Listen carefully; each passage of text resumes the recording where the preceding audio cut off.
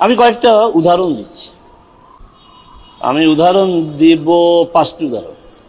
প্রথম উদাহরণ হচ্ছে, আপনারা সবাই তো জানেন, আব্দুল্লাহ বিন মাসউদ রাদিয়াল্লাহু আনহু মুআউযিযাতাইন সূরা ফালাক সূরা নাসকে কোরআনের অংশ মনে করতেন না, শুধু তিনি বলেছেন ইন্নাহুমা লাইসা মিনাল কোরআন ফালা তাজআলু ফীহি মা লাইসা ফী।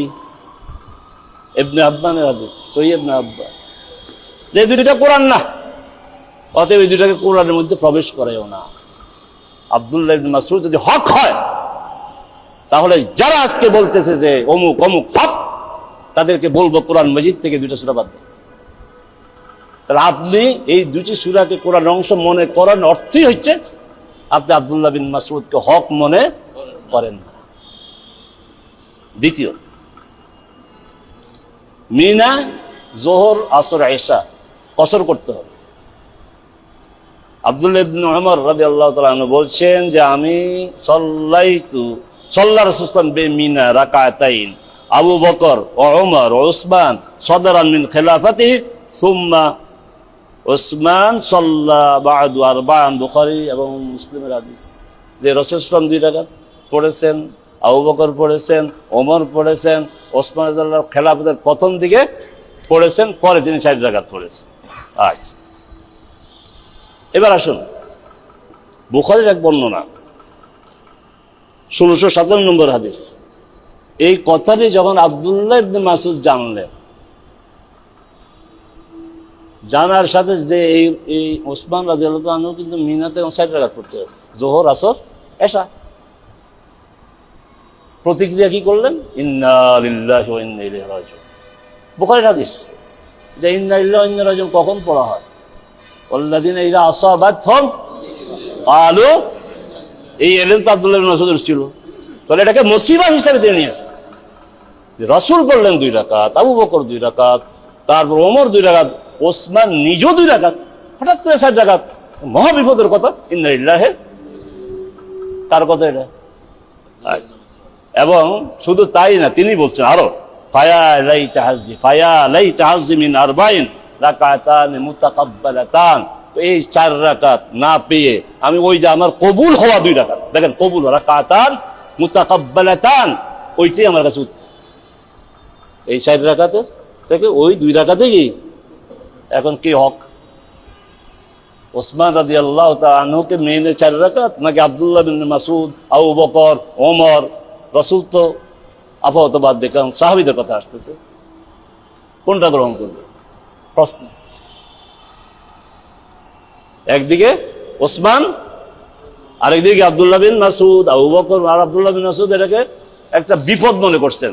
বললেন যে, শুনেই বললেন, আমি যখন হাদিস পড়ে আমার হাসি আসছে যে উনি সোজা বলে দেন বুখারী 1657 নম্বর হাদিস, ইন্না লিল্লাহি ওয়া ইন্না ইলাইহি রাজিউন। আমরা তো বিপদের কথা শুনলে এই কথাই বলি, ঠিক না?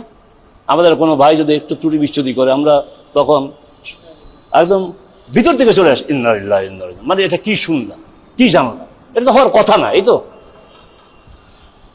3 নম্বর, গোসল ফরজ হলে পানি নেই, কি করতে হবে? তায়াম্মুম করতে হবে। এবার আসেন, আমার পরে নবী হলে কি হতো? ওমর রাদিয়াল্লাহু তাআলা স্বীকার করেন না। এক ব্যক্তি এসে, বুখারীর হাদিস 346 347, কি বললেন? এক লোক এসে ওমর রাদিয়াল্লাহু তাআলা জিজ্ঞাসা করলেন যে আমি আসাবতু জুনুবান ওয়ালা মাজিদ মা, তখন বলছে সালাত আদায় করবা না। আম্মার বিন ইয়াসির বলছেন, আমির আপনার কি মনে নাই এই ঘটনা ঘটছিল? তা আমি মাটিতে গড়াগড়ি করছি, আপনি নামাজ পড়েন নাই। রাসূল সাল্লাল্লাহু আলাইহি ওয়াসাল্লামের কাছে এসে বলার পর রাসূল বললেন, না, তোমার এই গড়াগড়ি দরকার ছিল না, ইয়াকফিকা হাযা, মাটি এইভাবে করে একদম প্র্যাকটিক্যাল এটা করলেও চলতো। ইত্তাকিল্লাহ ইয়া আম্মার, দিলে একটা ধমক লাগে, আল্লাহর ভয় কর আম্মার। ঘটনা ঘটছে, তখন আম্মার ভয় পেয়ে গেছে, আপনি এটা অপছন্দ করেন, আমি আর বলবো না।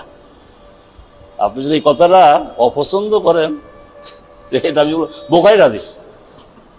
আচ্ছা, আব্দুল্লাহ বিন মাসউদ রাদিয়াল্লাহু তাআলা আনহুর একই কথা, যে এটা আবু দাউদে আছে, তিনি ওই মাসলাক যে গোসল ফরজ হইলে পানি না পাওয়া গেলে তায়াম্মুম না, যতক্ষণ পর্যন্ত পানি পাবে না সালাত আদায় করবে না। কোনটা হক? সাহাবায়ে কেরামের মধ্যে এই বিষয়ে কারো কোনো দ্বিমত ছিল না, শুধু ওমর রাদিয়াল্লাহু তাআলা আনহু আর আব্দুল্লাহ বিন মাসউদ এই মত তাদের ছিল যে না, যদি গোসল ফরজ হয় পানি না পেলে তায়াম্মুম করা যাবে না। কোনটা হক? এখন যদি এই দুইজন সাহাবী, এই দুইজন যে হক হয় তাদেরকে মানতে হয়, তাহলে অন্য সাহাবীদেরকে বাদ দিলাম না, ঠিক আছে আমি এটি গ্রহণ করলাম। কিন্তু উলামায়ে উম্মত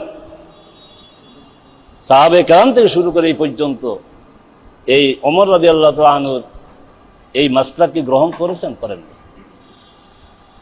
বর্তমান সময়ের আলেমরা কেউ গ্রহণ করেছে? করেন। ফতোয়া এটাই দেওয়া হচ্ছে, গোসল ফরজ, পানি নাই, পানি ব্যবহার করার সক্ষমতা নাই, তেমন এটাই প্রতিষ্ঠিত। 4 নম্বর, আমি বিনয়ের সাথে বলছি যে সাহাবায়ে কেরাম কে আমরা সম্মান করি, সাহাবায়ে কেরামকে আমরা মর্যাদা দিই, তাদের নাম শুনলে আমরা রাদিয়াল্লাহু আনহু বলবো, কারণ তারা রাসূল সাল্লাল্লাহু আলাইহি সাল্লাম আনুগত্যে উত্তীর্ণ, সফল, হকের অনুসারী, হকের অনুসরণের ক্ষেত্রে তারা আমাদের মডেল। কারণ তারা যখনই হক তাদের কাছে পৌঁছেছে তারা মানতে একটু দ্বিধা করে। রফুল ইয়াদাইন, হাত তোলা, তাকবীরে তাহরিম, তারপরে রুকুতে যাওয়া, আয়তা, এটা ইখতিলাফি মাসালা। কিন্তু আমার উদ্দেশ্য হচ্ছে যে আবু হুমায়দ আস-সাঈদী রাদিয়াল্লাহু তাআলা আনহু বুখারী সহ সকল হাদিসের কিতাবে আছে, 10 জন সাহাবীর উপস্থিতি বললেন যে আমি তোমাদের মধ্যে রাসূলের সালাতের বিষয়ে বেশি জানি, আনা আ'লামুকুম বিসালাতি রাসূলিল্লাহ। তখন উপস্থিত সবাই বলল, ঠিক আছে আপনি যখন বেশি জানেন একটু রাসূলের সালাতটা আমাদেরকে দেখান। যখন দেখাইলো তখন সবাই বলল, সাদাকতা, হাকাযা কানা রাসূলুল্লাহ সাল্লাল্লাহু আলাইহি ওয়াসাল্লাম, যে আবু হুমায়দ আস-সাঈদী আপনি ঠিক বলেছেন, এইভাবে রাসূল সালাত আদায় করছেন। কয়জন সাহাবী? 10 জন, এবং তিনি রফিয়া দেন করেছেন। বিপরীত দিকে আলকামা রাদিয়াল্লাহু তাআলা হাদিস আবু দাউদ, যে আব্দুল্লাহ বিন মাসউদ বলছেন, আলা উসাল্লি বিকুম সালাত রাসূলিল্লাহ, আমি কি রাসূলের সালাত আদায় করে দেখাবো? ফাসাল্লা ফালাম ইয়ারফা ইদাইহি ইল্লা মাররা, একবার মাত্র তুলেছেন। কোনটা হক? আবু হুমায়দ আস-সাঈদী 10 জন সাহাবী, আর এখানে আব্দুল্লাহ বিন মাসউদ একজন, বাকি যা উসাল্লি বিকুম, আমার একটা বিশ্লেষণ আছে এর উপরে, উসাল্লি বিকুম যে বলছে তোমরা, তোমরা সাহাবী না তাবিঈ? তাবিঈ হইলে আদৌ কোনো সাহাবী ছিলেন অস্পষ্ট, এখানে পরিচয় নেই, তোমরা কারা কোনো পরিচয় নেই। সাহাবী হইতে পারে, নাও হতে পারে, তাবিঈ হতে পারে, বা তাবিঈ সাহাবী মিক্স হতে পারে, কিন্তু ওখানে একদম বাছাই করা 10 জন সাহাবী। আচ্ছা, এখানে কোনটা অগ্রাধিকার দিবে এটা ফিকহি বিষয়, কিন্তু এখন বিষয়টা হচ্ছে 10 জন সাহাবী আবু হুমায়দ সহ তারা রফিয়া দেন করলেন, বললেন এটা রাসূলের সালাত।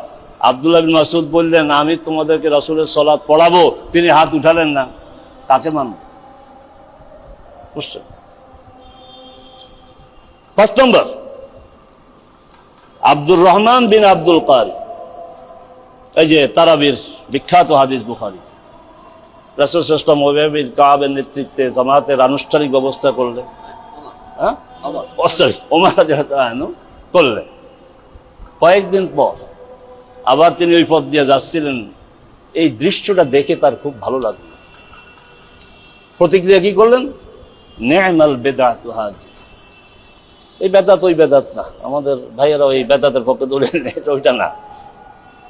তারপরে বললেন আল্লাতী ইয়ানামুন আনহা আফদাল মিনাল্লাতী ইয়াকুমুন। সকল হাদিসের ব্যাখ্যায় বলা হয়েছে, ওমর বলতে চেয়েছেন এখন যারা সালাত আদায় করে এদের চেয়ে ওরা উত্তম যারা ঘুমায়।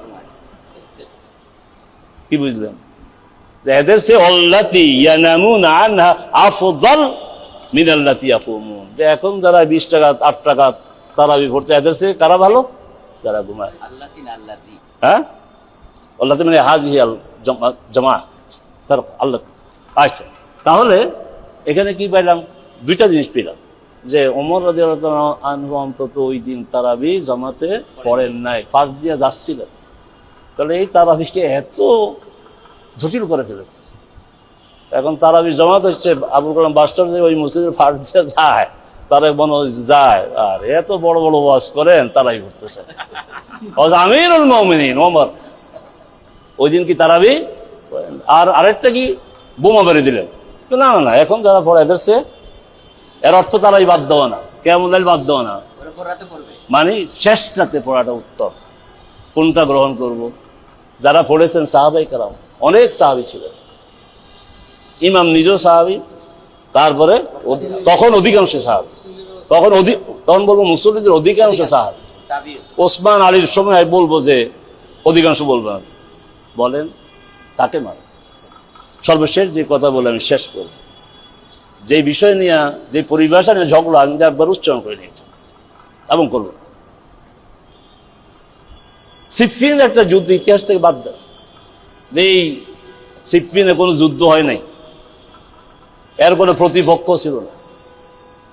একদিকে আলী রাদিয়াল্লাহু তাআলা আনহু, আর একদিকে আবু মুসা আশআরী রাদিয়াল্লাহু আনহু। না না, এগুলি সঠিক কথা না। মুআবিয়া রাদিয়াল্লাহু তাআলা আনহু আর কে না, আমর ইবনে আস রাদিয়াল্লাহু তাআলা আনহু।